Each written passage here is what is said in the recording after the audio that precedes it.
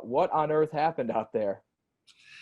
Yeah, I was really pleased with the fact that we were able to hold them to 3 points going into the half. We come out the second half and, force a fourth down stop, which is really big. Then in those next 4 series, man, we just couldn't find a way to get off the field. Couldn't stop the run game. All of a sudden, they're making plays with the bootleg that we had been containing. And when it rains, it pours. It just kept coming. And so some things that we'll have to get better at for sure, being able to be more gap sound and tackle better. We had a lot of missed tackles in those last 4 drives.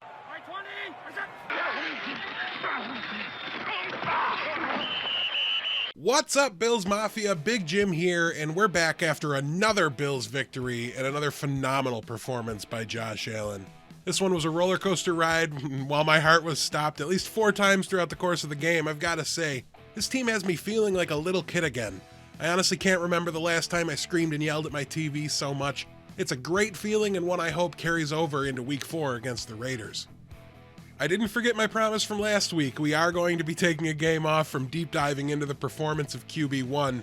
This week we're going to try and figure out why the Rams were able to run all over our defense. But first, I hope you'll indulge me in one little tangent.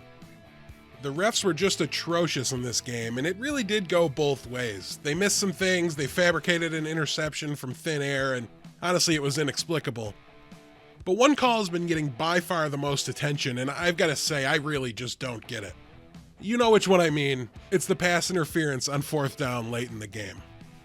The guy interfered with Gabriel Davis. End of story. Stop inventing reasons why the refs were awful. There's at least 10 other plays you can point to make that case. Now listen, I was also surprised it was called when I watched it live. Usually late in the 4th quarter on 4th down with the game on the line, the refs give receivers and defensive backs a little more room to make some contact and battle it out. I get that. If you want to say it was ticky-tacky or a little weak, you won't get too much of an argument from me. And if they'd called this on Trey White and we lost as a result, I'd probably be upset. So I understand the frustration, but let's not act like you were cheated out of a win. It's not like it was the most egregious call I've ever seen, and it's not like it was in the NFC Championship game or anything. You know what I'm saying, Rams fans? Shut up. The fact that Darius Williams is holding on to Gabriel Davis 8 yards down the field is a penalty. It's called illegal contact. It's holding on the defense, 5 yards and an automatic first down. That's the rule. Was it pass interference? That depends on if the ball's in the air.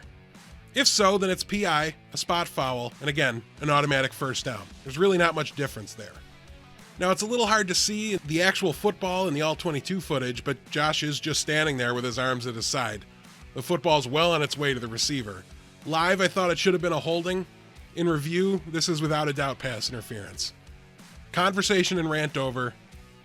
GG, well played, Rams. Sorry, but you of all people will not be getting any sympathy over pass interference calls. With that out of the way, let's look at the main topic of the week, our run defense.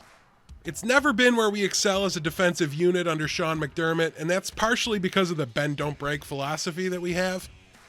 Coach has them focused primarily on stopping the big play, and with our offense producing at this level, that's exactly what we need. But Daryl Henderson absolutely broke our defense this week, no doubt about it. At times it felt like a free 10 yards with every handoff. I won't make any excuses here, but I do want to say that I think this is in part due to the shortened offseason. Offensive production is up across the league, and in the past, I'm talking about the 2011 lockout, a shortened preseason has led to sloppy defense and more productive offenses. So this is a problem that I believe will get better with time, and I'd much rather have defensive problems than offensive problems. I'm confident McDermott can right the ship and get them back to a top 10 unit.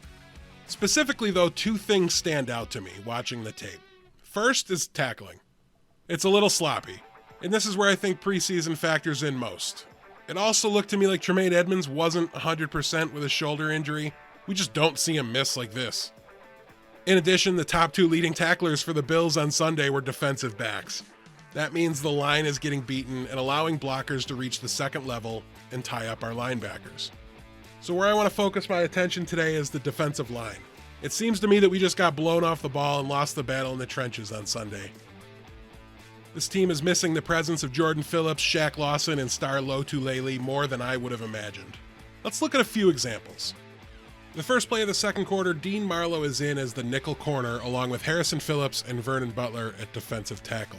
AJ Epinesa sets the edge well here, but he's the backside rusher. It only takes a chip to take him out of the play. This leaves the right tackle, Rob Havenstein, free to go straight to the second level where he engages Marlowe. A tackle versus a defensive back is an easy block for the lineman. Both D tackles are immediately locked up by their guards and pushed so far off their mark that the hole is massive. The center is able to nudge Edmonds as he tries to rush up the middle since he doesn't have to help his guard. Only Poyer and Hyde are left to stop Henderson, and they're the safeties, so the play's already good for 12 yards.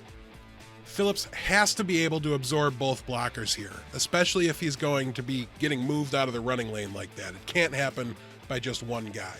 If he's able to do this, Edmonds has a chance to get to Henderson behind the line and stop this one early. Next, let's go to the third quarter where Henderson has another big play. On this one, despite getting a great initial burst off the line and blowing up his blocker, Epinesa never sets the edge. He bites on the counter way too hard.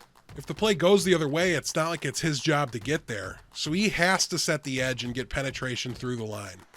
Just like on the last play we looked at. He may well get blocked by the receiver if he does this, but if he absorbs that block, then Trey White's free to step up and make the tackle. Instead, he's caught inside, and he actually knocks down Taron Johnson here, who also bit way too hard on the counter. The Rams tackle's once again able to free release into the second level, and he keeps Edmonds from making a play, and once again it's up to the safeties to force the runner out of bounds. This one's all about the overcommitment by Epinesa and Johnson here to me. In all fairness, AJ's a rookie. He's going to get beat on occasion, and he's going to get better, but Taron was here last year, and he can't beat himself like this. The last play I want to look at today is pretty straightforward, but it's a great example of the tackling problems from Sunday. It's a jet sweep to Robert Woods, and we're in man coverage, so Trey's following him in his motion. A nice move from Woods freezes White in his tracks and allows him to get free on the outside. Taron Johnson's able to shed his blocker, but it's perhaps a second too late. He's really only able to try for an arm tackle, and Woods is able to easily run through it.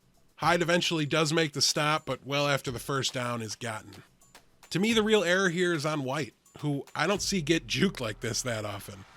He typically is strong in his pursuit angles and fundamentals, watching the hips of the runner and trusting in his angle. And if you're going to miss a defender on a sweep, you really want to force him inside. So I believe he should have pursued the tackler more aggressively here. If Woods does cut back, a linebacker, or in this case, AJ Epinesa is there to finish the tackle. Maybe in this instance, the backside pursuit is a bit late, so it might have been a big play anyways if he over pursues, but I don't think Woods had any intention of going inside, and doing so would have given AJ a chance to catch up. At least Taron would have had more time to shed his block and get into a better position. All things considered, it was a really rough outing for the Bills defense this past week. Thankfully, this year we have an offense that can participate in these shootouts and put us in a situation where we can try to win the game. But there's tougher matchups coming. I know the Rams team is really, really good. I have a lot of faith in them going forward throughout this season. But Kansas City comes to town in week 6. I don't know about you, but I saw what they just did to Baltimore, who beat us pretty handily last year. Our defense has to play better if we're going to have a chance against the top 2-3 teams in the AFC. That's going to wrap up the Week 3 breakdown. I want to thank everybody that's new to the channel. Also, if you don't already, please be sure to follow me on Twitter @BillsFilm. I hope to make some meme videos every now and then, so if you missed the first one, be sure to check out the pinned tweet. Are you not entertained? Are you not entertained? Be sure to hit the like button on the video and leave a comment to tell me how you think Coach McDermott can help get more production from this defense. If you want to see more of these breakdowns, hit the subscribe button, and you can hit the notification bell as well so you get notified when my videos go live. Let's hope the streak continues as we head on the road to Vegas.